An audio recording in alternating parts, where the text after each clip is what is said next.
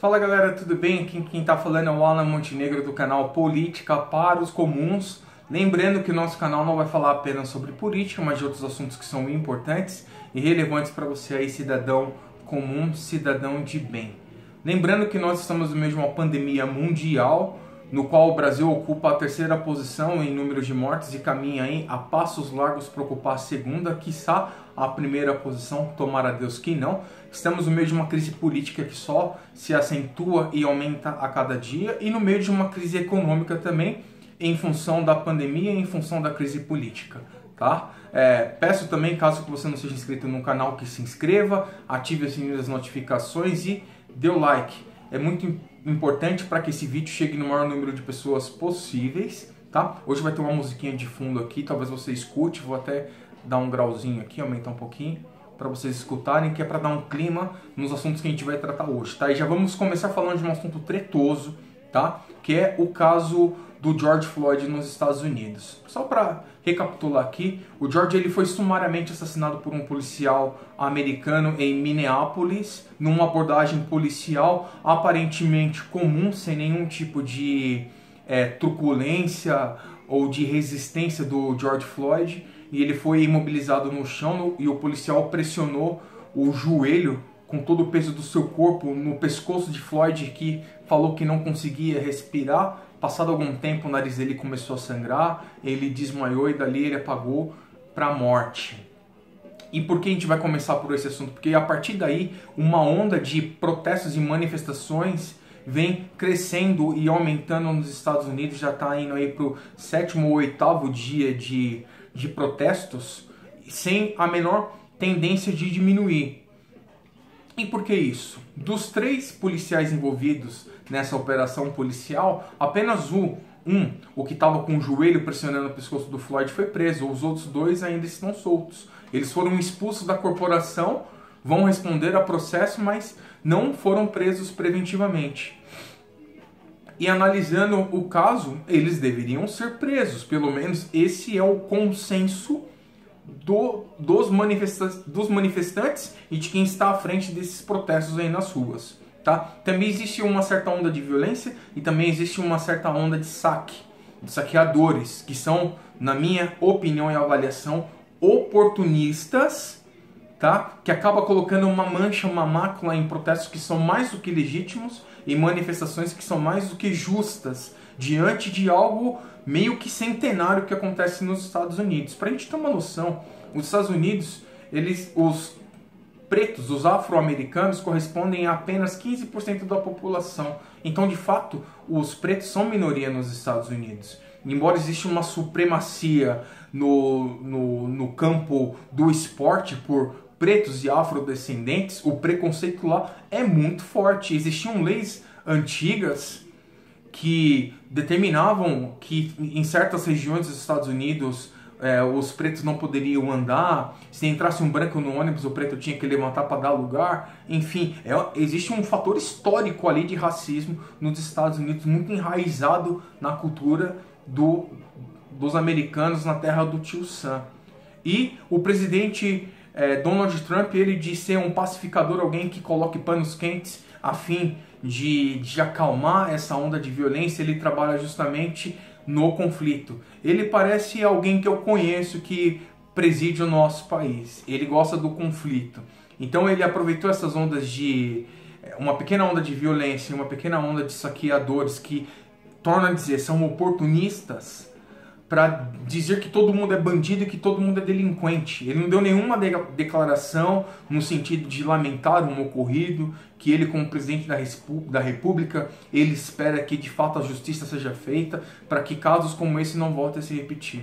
Mas quando ele não diz nada e a única coisa que ele diz é que são bandidos e são delinquentes, ele só coloca combustível no fogo, ele só aumenta a tensão, infelizmente. Então existe esse fator cultural. No Brasil é diferente? Não, a diferença é que lá é declarado e aqui é um pouco velado, considerando que aqui os pretos correspondem a 49, 50% da população, né? Mas a gente vê um desequilíbrio enorme né? Haja visto a quantidade de pretos que moram em regiões nobres, a quantidade de pretos que frequentam universidades, a quantidade de pretos que ocupam cargos de liderança dentro das empresas, a quantidade de pretos que estão dentro do sistema carcerário, a quantidade de pretos que estão aí nas favelas, nos guetos. Então nós temos um problema de racismo até pior do que nos Estados Unidos, dada a proporção da população e a diferença social que há entre uma e outra classe e etnia. E aqui também tem um pouco dessa onda, tá? Inclusive eu quero até pegar um pouco, fazer uma analogia com esse vídeo que circulou aí desse milionário aí de Alphaville que esculachou, estava sendo gravado também, xingou um policial preto de todo o nome que era possível, disse que o cara ganhava R$1.000 por mês, ele ganhava 300 mil, xingou o cara de coisas assim que eu me recuso a repetir e reproduzir aqui, porque é vergonhoso. E o policial afrodescendente preto não fez nada. Nada. Não discutiu, não deu voz de prisão, não direcionou esse homem a uma delegacia. Não sei se vai ser aberto um inquérito para investigar esse desacato à autoridade. Mas a pergunta que eu me faço é: e se fosse um preto no lugar daquele homem? E se fosse eu? Será que a reação daquele policial seria a mesma? Eu não sei, a gente está falando aqui no campo das hipóteses. Mas, dado as estatísticas e dado que nós temos, morrem mais pretos no Brasil, cujo racismo é velado, mais pretos morrem aqui do que morrem nos Estados Unidos, cujo racismo é institucionalizado. Então o problema aqui é tão grave quanto lá. Embora ele tenha uma cortina de fumaça que dá a impressão de que não existe. E eu confesso que eu fiquei atrás dessa cortina há bastante tempo. Não existe o racismo no Brasil, ou então ele é pequeno, mas quando a gente começa a aprofundar e olhar o que acontece por aqui, é vergonhoso. Com pequenas coisas que são ditas em qualquer situação corriqueira. Acontece uma cena, um afrodescendente rouba o celular de uma pessoa, a primeira coisa que vem na cabeça do cidadão ali que teve o celular roubado só podia ser preto. Tem que ser um preto. Preto, quando não caga na entrada, caga na saída. Tudo isso está enraizado na nossa cultura, na nossa pseudocultura brasileira. O que é uma forma de racismo. Eu acredito, e isso não é uma teoria que eu li, é algo que eu pensei a respeito, de que existe um racismo invisível e a pessoa é racista e nem sabe que está sendo racista. Então, o objetivo desse vídeo é fazer a gente pensar a respeito desse assunto. E não devemos fugir desse debate. A gente não deve correr, a gente tem que conversar a respeito, esgotar esse assunto que é inesgotável, a fim de esclarecer e abrir a mente das pessoas que podem estar sendo racistas sem saber que está sendo. Às vezes colocando uma frase infeliz em uma situação como essa que eu acabei de citar agora, anteriormente. Quantas crianças, quantos jovens, quantos homens que morrem no Brasil numa batida policial, num confronto entre polícias e bandidos, alguém que toma um tiro acidental. Teve uma criança com uniforme escolar que levou um tiro e antes dela morrer ela perguntou para a mãe, falou: mãe, eles não viram que eu estava com uniforme de escola? Olha que situação horrorosa. Isso é vergonhoso. Isso é vergonhoso. Tá? Agora voltando para o rapaz de Alphaville lá, para aquele estrume, porque não dá para dar um outro nome para aquele rapaz, para aquele homem. Eu pensei bastante sobre esse episódio. A primeira pergunta que eu me fiz foi: será que se fosse outra pessoa, um preto, um afrodescendente, ou se essa fosse uma batida na favela, a abordagem seria aquela pacífica, inerte, ou teria mais energia? Não sei. Outra pergunta que eu faria, que eu faço, né? Não que eu faria, uma pergunta que eu me faço. Quantas pessoas no lugar daquele homem, numa situação parecida, faria exatamente igual ou pior do que ele faz? Eu tô para dizer que muitas pessoas. Porque infelizmente a gente vive num país onde as pessoas de cor de pele branca e com dinheiro, elas pensam que a opinião delas vale mais do que a opinião de um outro menos favorecido ou do que a opinião de um preto. É um tipo de racismo também. Então, tudo isso me leva a crer que esse padrão, esse comportamento desse homem que deveria ser combatido com toda a força do mundo, vai servir mais como modelo a ser seguido do que algo que gera em nós o sentimento de revolta e de repúdio. Ah, então quando se tem dinheiro, quando se é branco, você pode agir dessa forma? Ok, está determinado o padrão. E qual que é o padrão para os outros, para os demais? Infelizmente, nosso país é dividido entre nós e eles. Os cidadãos de bem e os cidadãos do mal. O que é terrível. Só para lembrar você aí, branco, não se ofenda, tá? Que tem uma boa grana, que já viajou ou que pode viajar para os Estados Unidos ou para qualquer outro lugar do mundo. Existem dois tipos de racismo nos Estados Unidos. Um é o racismo contra afro-americanos e outro racismo contra latinos. E brasileiro é o quê? Latino. Então existe preconceito com quem não é americano. Então não se iluda pela cor da tua pele ou pelos dólares que você tem na sua conta. Existe um tipo de preconceito lá também relacionado com quem não é oriundo do país, da terra do tio Sam, de alguém que não é americano. Então não tem diferença para o americano entre brasileiro, mexicano, chileno, colombiano, cubano, é tudo latino. Não tem essa. E existe um tipo de preconceito aí também para tratar com essas questões. Então o vídeo de hoje ele está sugerindo uma reflexão a partir de uma fotografia social que nós temos. E a gente tem a opção de não olhar essa foto ou de negar a existência dela. A gente vive um momento, houve esses protestos aqui no fim de semana por parte das torcidas organizadas. Eu até divulguei um pequeno vídeo no meu stories do Instagram, no qual eles estavam ali gritando por democracia. Aí meia dúzia de oportunistas, de violentos, arrumaram uma encrenca lá com a outra parte também que estava fazendo a sua manifestação, o seu protesto, que para manchar uma manifestação legítima.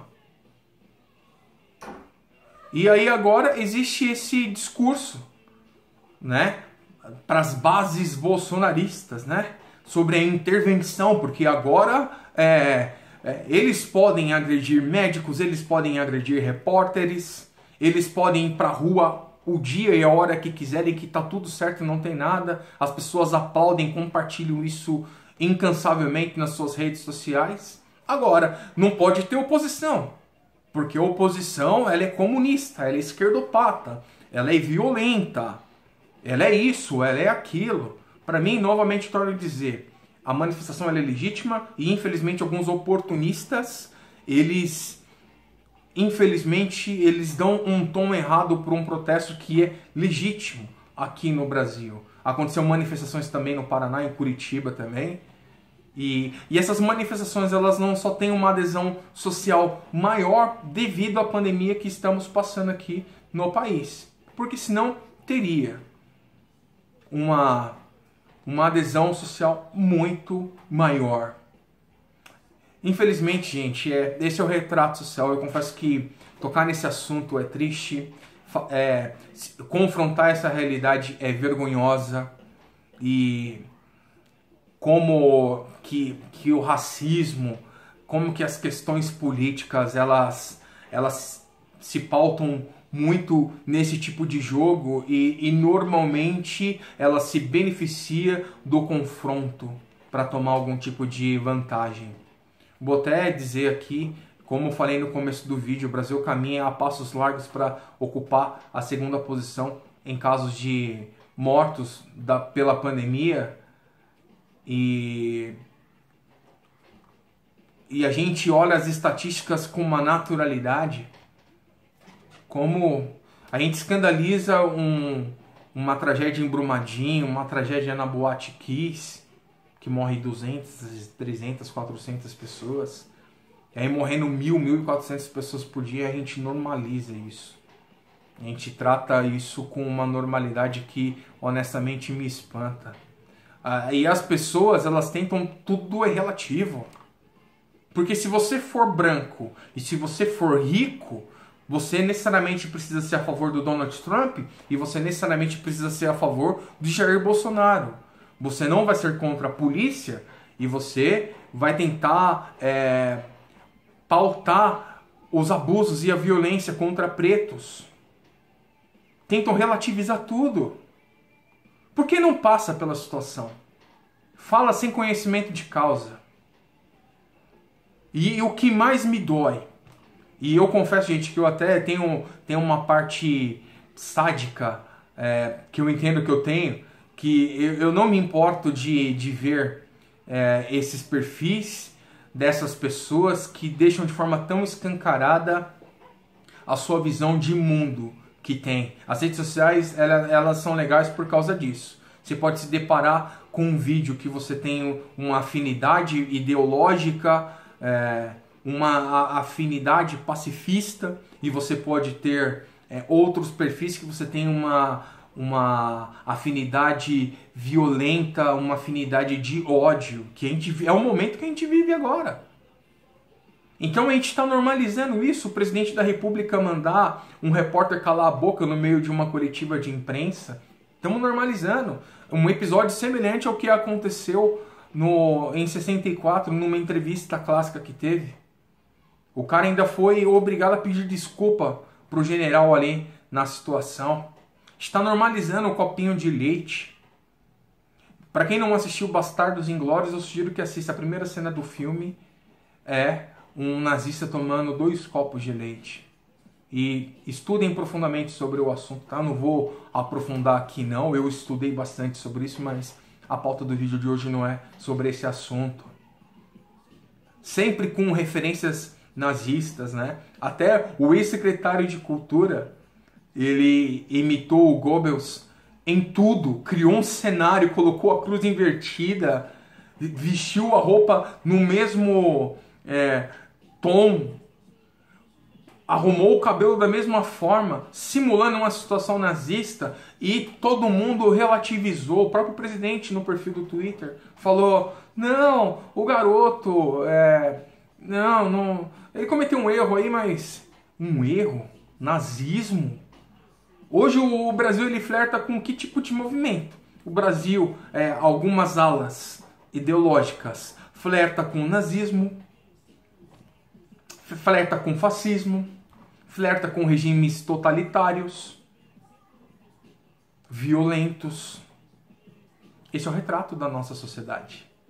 Na minha opinião, sincera, vergonhoso. O objetivo desse vídeo é fazer você pensar que tipo de cidadão que você tem sido. Porque, infelizmente, é mais fácil promover ódio do que promover amor. Especialmente quando o que define a atitude de um lado ou de outro são simplesmente a cor da pele ou o tanto de dinheiro que você tem na conta, que também é uma estupidez sem tamanho.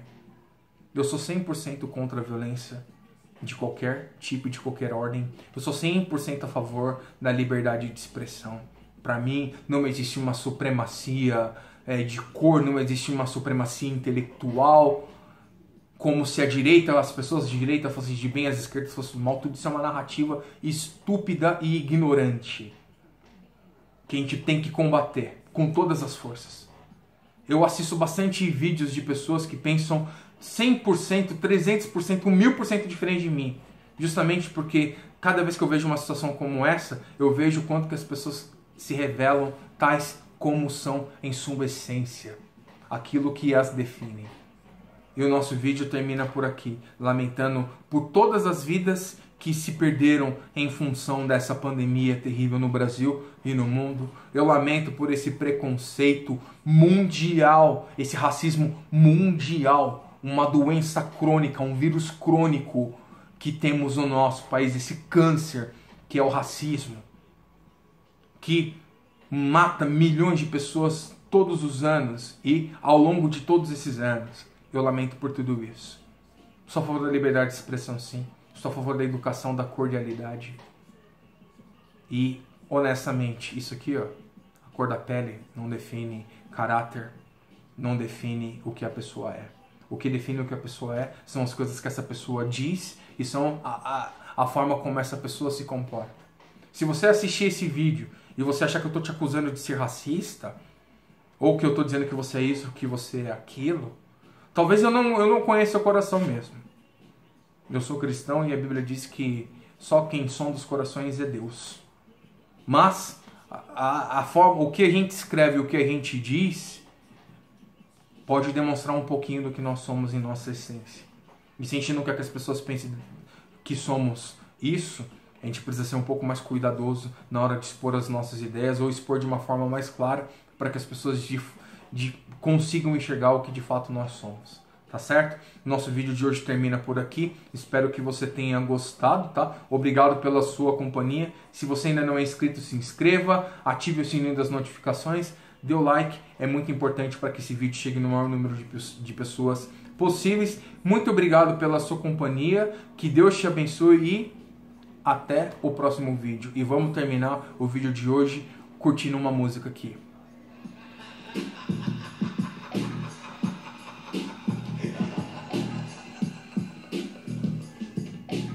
Nossos motivos para lutar ainda são os mesmos. O preconceito e o desprezo ainda são iguais. Nós somos negros, também temos nossos ideais.